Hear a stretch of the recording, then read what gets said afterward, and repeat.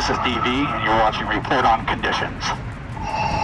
This week, we highlight an incident where a vehicle drove into a residential structure in the city of Menifee, and over the weekend, our firefighters participated in the annual Stuff a Bus in Ontario, as well as Shop with a Firefighter in Eastvale.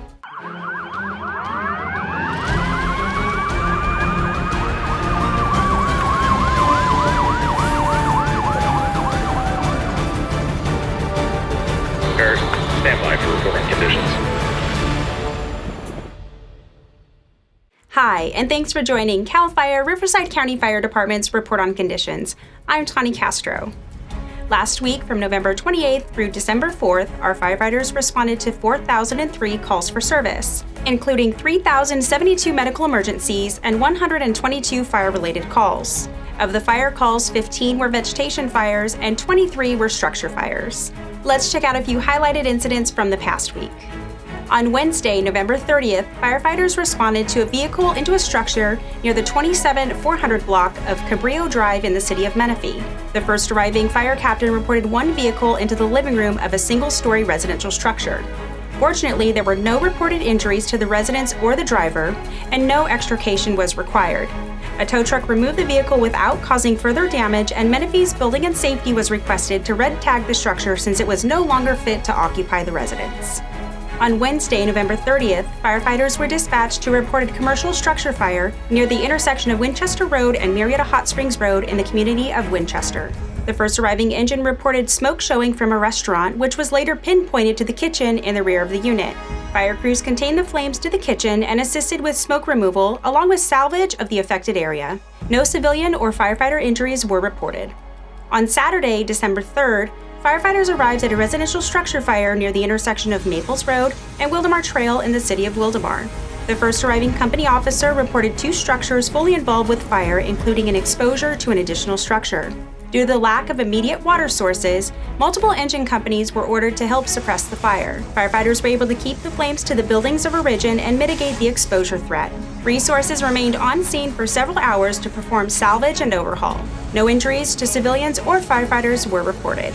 On Saturday, December 3rd, firefighters were called to a residential structure fire near the intersection of 63rd Street and PEGGY Way in the city of JURUPA Valley. The first arriving battalion chief reported a single-story dwelling well involved in flames. After a thorough check of the residence, it appeared to be an abandoned structure. Upon further observation, downed power lines were discovered, prompting firefighters to enter defensive mode. Resources were on scene for about 2.5 hours to perform mop-up. On Friday, December 2nd, firefighters were dispatched to a vegetation fire near the crossings of Auto Center Drive and Diamond Drive in the city of Lake Elsinore. The first arriving company officer confirmed 1/8 of an acre of medium to heavy fuels burning at a slow rate of spread.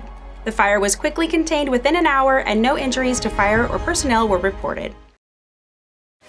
Help me, my son, he's in the water. Ma'am, we're gonna send help. What's the address of the emergency? 25361 Mountain Spring Street, hurry! I'm gonna tell you how to give mouth to mouth.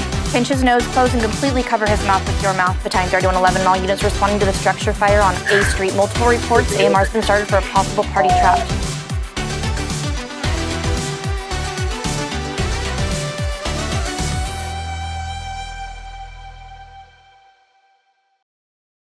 As you deck the halls this holiday season, be fire smart. A small fire that spreads to a Christmas tree can grow large very quickly.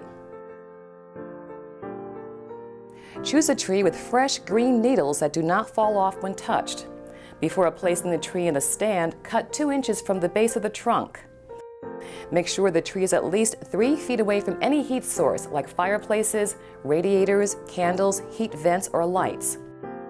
Use lights that have the label of an independent testing laboratory. Some lights are for only indoor or outdoor use. Dispose of a tree after Christmas or when it is dry. Dried out trees are a fire hazard. You can find out more about Christmas tree safety and other safety information on the NFPA website. Just go to nfpa.org/safety tips.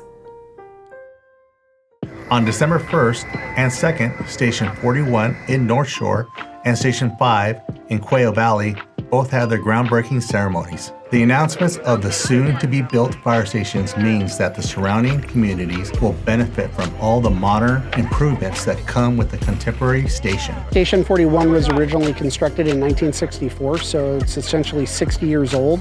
Over time, with the increase in staffing and the new requirements of our modern fire service, we've simply outgrown the fire station. It was originally built as kind of part of the Forest Service. It sort of looks like an old ranger station, and since then it has been converted and it has served many, many years. Our firefighters will also prosper from the new stations as quality of life improvements are planned to be included in the construction process. It's not just law enforcement that makes safety, but also emergency services. This past weekend, our firefighters participated in the annual Stuff a Bus event in Ontario and Shop with a Firefighter in Eastvale.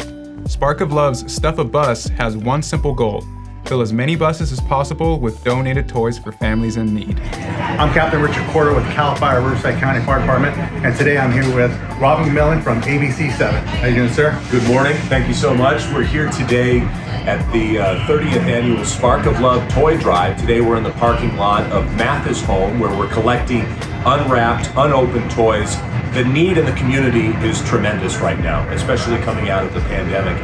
And so it's so important to come on down to our Stuff of Us events. If you can't make it, you can always go to a local fire station. CAL FIRE Riverside County Fire has been a tremendous partner of ours as we go through these Spark of Love toy drive events through the years.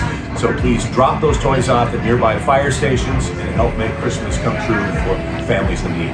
And if you're a resident with Riverside County, please go to your local fire station or visit rbcfire.org to find your local fire station. Thank you and have a Merry Christmas. Merry Christmas.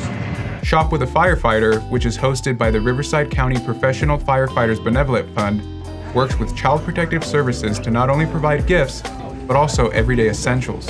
While shopping with a firefighter, children are given an allowance to spend on clothing, school supplies, and other personal necessities.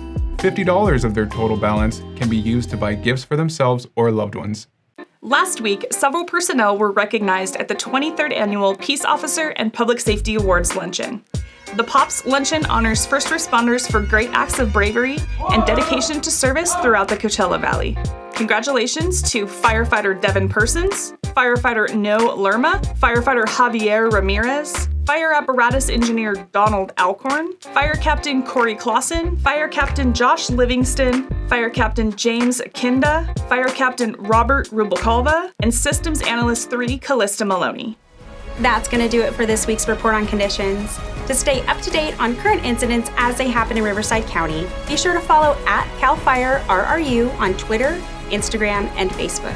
Did you happen to capture any photos or videos of our firefighters in action? If so, send them our way at rrupio@fire.ca.gov. On behalf of your CAL FIRE Riverside County Fire Department Public Affairs and Community Education Bureau, I'm Tawny Castro.